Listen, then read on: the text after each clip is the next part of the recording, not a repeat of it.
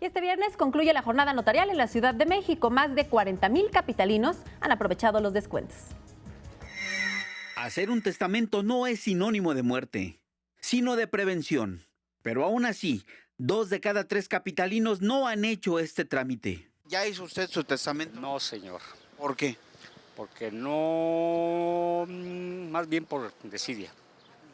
Por desidia y cuestiones ahí también un poquito de, pues, el tema de la muerte, como que siempre le damos vuelta, ¿no? ¿Ya hizo su testamento? No, ¿Por qué no lo ha hecho? porque apenas salieron escrituras de parte de la delegación. Apenas tengo mis escrituras. Sí, ya hace mucho tiempo. ¿Con cuánto tiempo de anticipación lo hizo usted? Hace como unos 30 años más o menos. De las 8,985,399 personas que habitan en la Ciudad de México, solo el 17% tiene testamento.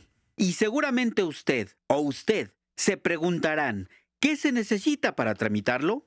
Acuda a los módulos de la Dirección General de Regularización Territorial con una solicitud RT-6 debidamente llenada, la credencial de lector vigente y con fotografía, y 2 testigos en caso de que el testador no sepa leer, firmar o tenga alguna discapacidad. Una vez hecho el trámite de testamento, en 10 días hábiles el interesado obtendrá una respuesta. También puede acudir a la Jornada Notarial 2016 del Gobierno de la Ciudad de México, que se efectúa desde el 29 de febrero en las 16 delegaciones políticas, en la cual hay descuentos del 10 al 60% en trámites y concluirá este 15 de abril. Para mayor información, consulte la página electrónica que aparece en pantalla. Con imágenes de Sergio Villanueva, informa para Capital 21, Juan Bermúdez.